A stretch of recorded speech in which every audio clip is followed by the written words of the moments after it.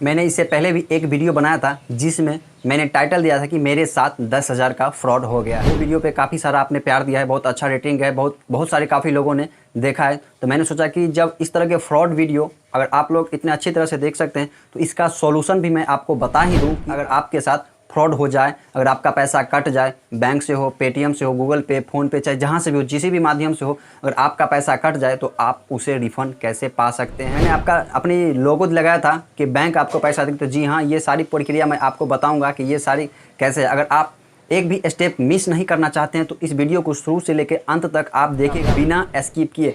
अगर आप स्किप करते हैं यानी वीडियो को भगा कर देखते हैं तो आपको कहीं भी कुछ भी पॉइंट आपको समझ में ना आए और आपको यानी कि जैसे ही आप अप्लाई कीजिएगा तो आपको कुछ भी परेशानी हो सकती है, तो बाद में कहिएगा कि वीडियो अच्छा नहीं। तो इसलिए मैं आपसे गुजारिश करता हूँ कि ये वीडियो को आप बिना स्किप किए पूरा देखिएगा, आपके लिए ही ये फ़ायदेमंद। तो दोस्तों, स्कैम जो है सो बहुत सारे माध्यम से हो जाता है। फर्स्ट होता है कि आपसे यूपीआई। अभी के टाइम में जो है सो पढ़े लिखे हो या ना हो, उनको पास अगर मोबाइल है तो वो पेटीएम, फ़ोन पे, गूगल पे यूज करेंगे ही करेंगे, चाहे उनको कुछ भी मालूम हो या ना हो, बस उनको पैसा भेजने आ गया, बात खत्म है, वो यूज करेंगे। तो उन लोगों के साथ तो ज़्यादा फ्रॉड हो ही जाता है।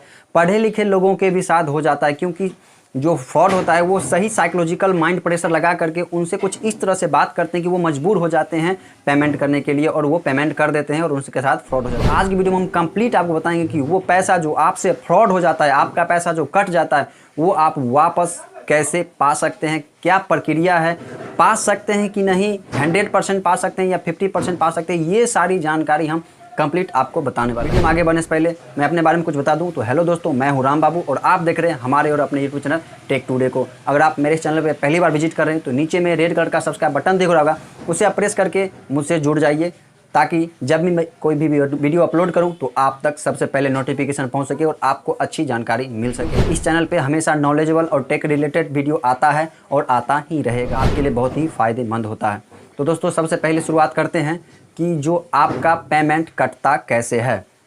ये वीडियो थोड़ा लंबा हो जाएगा तो थोड़ा आप ध्यान से देख लीजिएगा, क्योंकि इसी वीडियो में सारी प्रक्रिया मैं बता दूंगा ताकि ज़्यादा वीडियो हमको बनाना पड़े, तो आपके लिए भी ज़रूरत है। तो सबसे पहली प्रक्रिया है कि आप जो पेमेंट करते हैं, ठीक है, आप जो अपने मोबाइल फ़ोन से, गूगल पे, फ़ोन पे से अगर आप पेमेंट करते हैं तो सामने वाले के किस चीज़ से पेमेंट करते हैं। अगर आप बैंक अकाउंट से करते हैं तो उसका प्रक्रिया अलग है, बैंक अकाउंट से करते हैं तो अगर सेम बैंक है तो उसका प्रक्रिया अलग है, अगर आप यूपीआई से करते हैं तो उसका भी प्रक्रिया अलग है, सबका अलग अलग प्रक्रिया। अगर आपके साथ अगर स्कैम हो जाता है, स्कैम मतलब अगर आपके बिना खबर, बिना कानो कान खबर हुए आपके बैंक खाते से पैसा कट जाता है, तो आप जो है सो साइबर क्राइम के ऑफिशियल साइट पर जाकर वहाँ से आप क्लेम कर सकते हैं, कि थाने में जाकर अपना केस एफआईआर कर सकते हैं, ठीक है। तो फर्स्ट स्टेप में शुरू कर, अगर पर्सनल बैंक से बैंक टू बैंक में पैसा कटता है तो क्या करना है।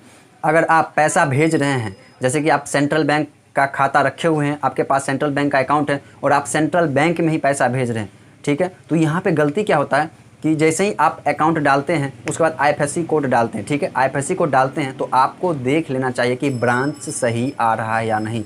अब तो ऐसा हो गया कि गूगल पे, फ़ोन पे, पेटीएम में जैसे ही अकाउंट नंबर और आईएफएससी कोड डालते हैं तो नीचे में 99% लोगों का तो नाम ही आ जाता है, तो आप उससे कन्फर्म हो सकते हैं कि ये बंदा सही है या नहीं, इन्हें पैसा भेजना है। अगर आप धड़फड़ी में क्या करते हैं कि एक आध अकाउंट नंबर गलत डाल देते हैं, ठीक है, आप एक आध नंबर गलत डाल देते हैं तो इससे होता क्या है, सामने वाले बंदे को तो पेमेंट हो जाता है, इसमें आपको कुछ फ़ायदा हो जाता है, मतलब यानी कि पैसा वापस होने में। ये नहीं कि पैसा गलत अकाउंट में चल जाता है तो आपका फ़ायदा हो गया, ये नहीं।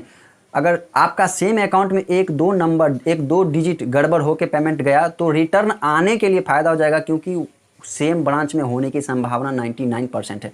अगर आपका जो बैंक अकाउंट है सो अगर सेंट्रल में है, अगर आप सेंट्रल बैंक के हैं और आपका वो उन सामने वाला भी सेंट्रल बैंक है, तो हो सकता है कि अलग अलग ब्रांच हो, लेकिन एक आध डिजिट अगर गलती होता है तो सेम ब्रांच होने की संभावना ज़्यादा रहती है।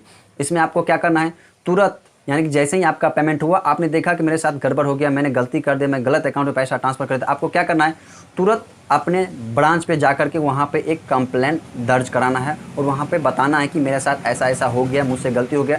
तो वो सामने वाले क्या करेंगे, पहले तो जिनके अकाउंट में पैसा गए हैं वो बैंक मैनेजर, बैंक के जो स्टाफ है वो उनका अकाउंट फ्रीज कर देंगे। फ्रीज का मतलब मैं बता दूं कि ना उसमें पैसा जाएगा ना पैसा आएगा, वो अकाउंट एक तरह से स्टॉप हो गया है, ना सामने वाला पैसा निकाल सकता है ना डाल सकता है, किसी भी माध्यम से ना डाल सकता है ना निकाल सकता है। ये आपके लिए प्लस पॉइंट हो गया।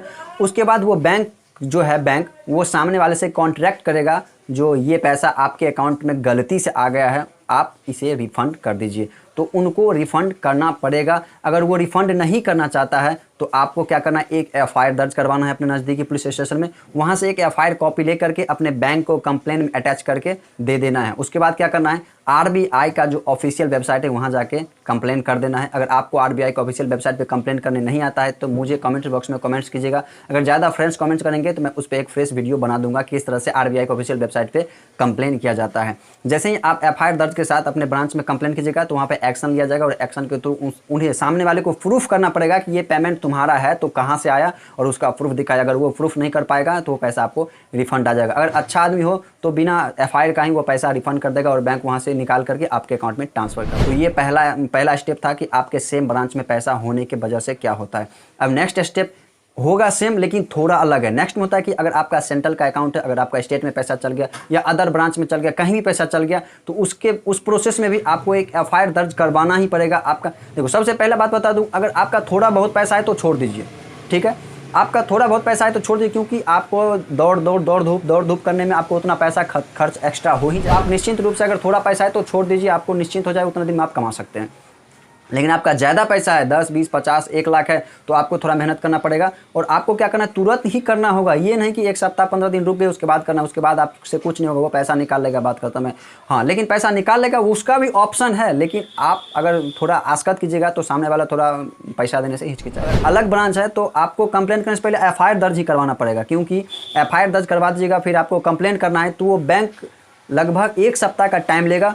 वो बैंक जो है सो नेक्स्ट जिस बैंक में पैसा गया उन बैंक से, उस ब्रांच से संपर्क करेगा, कॉन्ट्रैक्ट करेगा। अगर बैंक सही सलामत काम करे तो आपका काम तो बहुत जल्द हो जाएगा, लेकिन बैंक सही सलामत काम ना करे तो बहुत टाइम लग सकता है और आपको परेशानी भी करना पड़ेगा। अगर आपका यानी कि सेम ब्रांच नहीं है तो नेक्स्ट ब्रांच जो है वहाँ पे वो मैनेजर हो, बैंक का स्टाफ हो, वो संपर्क करेगा कि मेरे एक स्टाफ का पैसा जो आपके बैंक में गलती से चल गया है तो आप उसे रिफ़ंड कर दीजिए। वो बैंक जो है सो नेक्स्ट वो जो बंदा है जिनका अकाउंट में गया उसे कंप्लेन यानी कॉन्ट्रैक्ट करने की कोशिश, वो बैंक का काम है, आप कॉन्ट्रैक्ट नहीं कीजिएगा। वो बैंक के पास पूरा डिटेल रहता है, पहले तो उसका अकाउंट फ्रीज कर देगा। मैंने फ्रीज का मतलब समझा दिया शुरू में ही, उसका अकाउंट फ्रीज कर देगा। उसके बाद उसे कॉन्ट्रैक्ट करने की कोशिश करेगा, कॉन्ट्रैक्ट करने की कोशिश के बाद उनसे पैसा रिफंड लेकर के आपको रिफंड कर देगा। ये रहा दूसरा स्टेप, अगर आपके दूसरे ब्रांच से दूसरे बैंक में पैसा चल गया।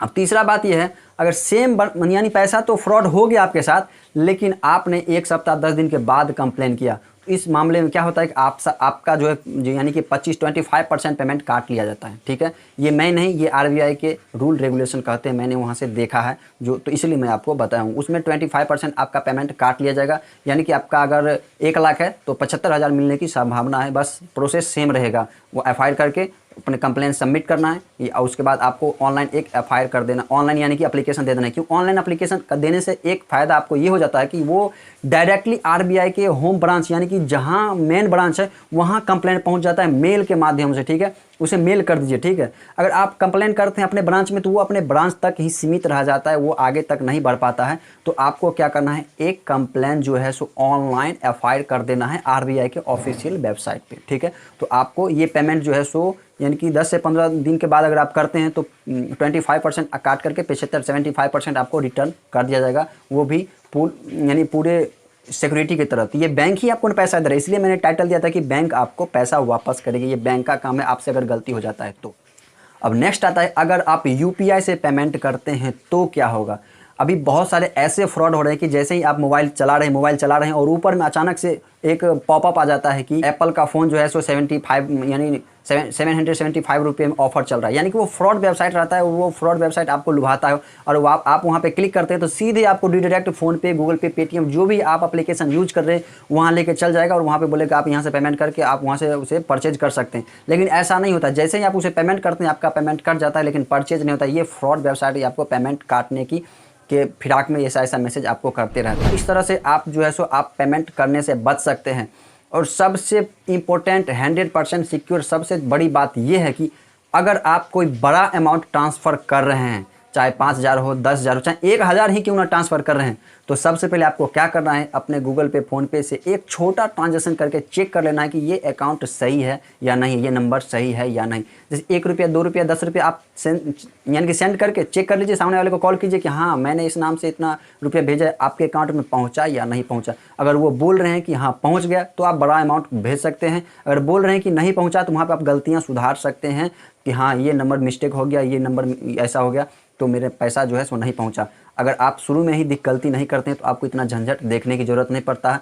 और सबसे महत्वपूर्ण बात तो ये है कि पेमेंट करते वक्त आप कंट्रस्ट अगर यानी कि एकदम शांत दिमाग से आप पेमेंट कीजिए, ताकि ये नहीं धड़पड़ में हाँ जल्दी में किसी को पेमेंट कर दिए। अब तो क्यूआर कोड से भी फ्रॉड है, आपका रियल क्यूआर कोड अगर जल्दी में आप आपसे स्कैन कर लिए तो दूसरे को पेमेंट चल जाएगा। ऐसा हुआ है, मेरे शॉप पे ऐसा हो चुका है, इसलिए मैं ये अपना एक्सपीरियंस आपको बता रहा हूँ। तो आप जो है पेमेंट भेजने से पहले इतना ध्यान रख लिया करें। और अगर आपको पिछला वीडियो अगर आपने अभी तक नहीं देखा है कि मेरे साथ कैसा स्कैम हुआ, मैं किस तरह से उसे हैंडल किया, तो डिस्क्रिप्शन बॉक्स में मैंने उसे लिंक दे दिया हूँ, आप वहाँ से जा कर के उस वीडियो को देख सकते हैं। और हाँ, इस वीडियो को अपने दोस्त, अपने फैमिली, चाहे जितना हो सके शेयर कीजिए, ताकि उनको भी नॉलेज मिल सके कि अगर आपका पेमेंट कट जाए, आपके साथ फ्रॉड हो जाए, तो आप उसे रिटर्न किस तरह से ले सकते हैं। मैं एक थोड़ा सा कोशिश किया हूँ आपको समझाने के लिए कि अगर आपका पेमेंट कट जाए तो आप किस तरह से वापस ले सकते हैं। अगर इसमें आपको कोई भी टॉपिक समझ में ना आया हो तो कमेंट्स बॉक्स में कमेंट कीजिए, मैं उसे पिन करने की कोशिश करूंगा। मैं